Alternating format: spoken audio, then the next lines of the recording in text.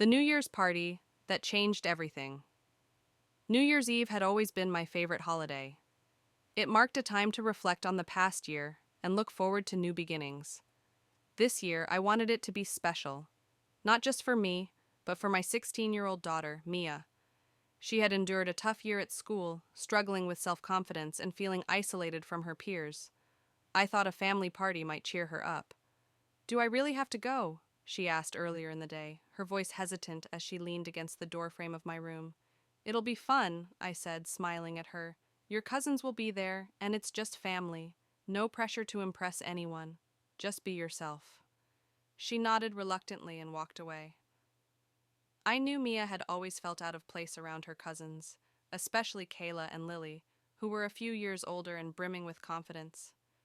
But I wanted to believe that tonight would be different, a chance for them to bond and for Mia to feel included. As the evening rolled around, Mia dressed simply in a light blue sweater and jeans. She tied her hair back in a neat ponytail, avoiding the elaborate makeup and flashy outfits her cousins often wore. When we arrived at the party, I noticed her lingering near the door, hesitant to dive into the noisy crowd of relatives chatting and laughing. "Go say hi to Kayla and Lily," I encouraged, giving her a gentle nudge. "I'll be right here if you need me." She gave me a small smile and walked over to them. For a moment, I felt a sense of relief. Maybe this would be the night they all got along. But that hope was shattered when, barely 15 minutes later, I saw Mia storm out of the house. Her face was streaked with tears, and scrawled across her forehead in thick black marker was the word, "useless." I froze, my heart sinking as I watched her disappear out the door.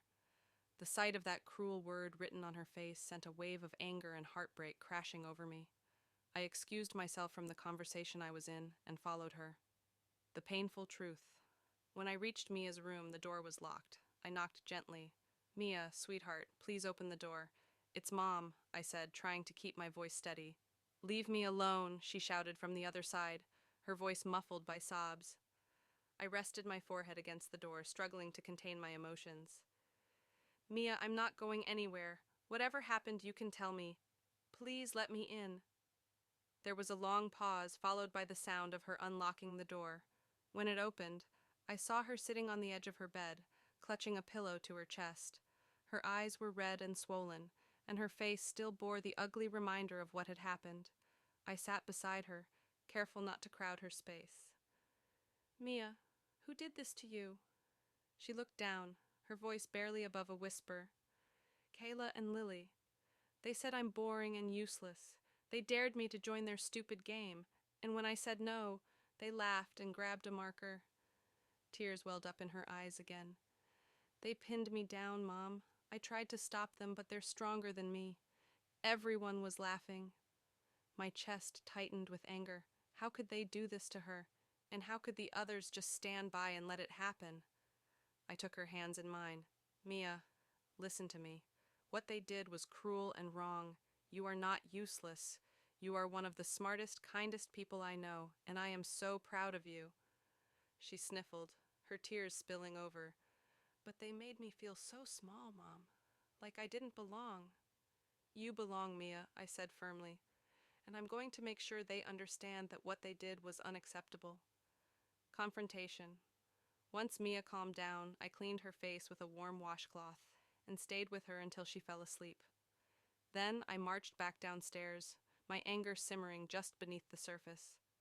Kayla and Lily were still at the party, laughing with a group of relatives as if nothing had happened. I walked straight up to them. "Kayla, Lily, a word," I said, my tone sharp enough to silence their laughter. They exchanged nervous glances but followed me into the kitchen. Once we were alone, I turned to face them, crossing my arms. "Do you think what you did to Mia was funny?" I asked, my voice low and steady. "We were just joking," Kayla said, her confidence faltering. "Yeah, it wasn't a big deal," Lily added, avoiding my gaze. "It was a big deal to her," I snapped. "You humiliated her in front of everyone. You wrote a disgusting word on her face and made her feel like she didn't belong. That's not a joke, it's bullying." They looked at each other, their expressions shifting to guilt. "I want you to leave," I said firmly. "You are not welcome here until you've apologized to Mia and shown that you can treat her with respect." But Aunt Sarah, Kayla began, but I cut her off. No excuses. Pack your things and go. They left reluctantly, muttering under their breath, but I didn't care. My priority was Mia. Rebuilding confidence. The next day, I sat down with Mia and told her what I had done. They're gone? She asked, her eyes widening. Yes, I said, and they won't be back until they've made things right. She hesitated, then said, Thank you, Mom, for standing up for me. You never have to thank me for that, I replied, pulling her into a hug. You are my world, Mia, and I'll always protect you. Over the next few weeks, I worked on helping Mia rebuild her confidence. We spent time together doing things she loved, reading, baking, and painting. I encouraged her to join a book club at the local library, where she met other teens who shared her interests. Slowly but surely, she began to smile again. One day, she came to me holding a small canvas she had painted. It was a bright, colorful depiction of a butterfly emerging from its cocoon. This is me, she said, smiling. And in that moment, I knew she was going to be okay. When a New Year's Eve party turns into a nightmare for 16-year-old Mia, her world is shaken as cruel words are written on her face by her cousins. Overwhelmed with heartbreak, she leaves in tears, but her mother steps in to confront the bullies and support her daughter in reclaiming her confidence. This heartfelt story of love, resilience, and redemption highlights the unbreakable bond between a mother and daughter as they navigate the challenges of self-worth and bullying.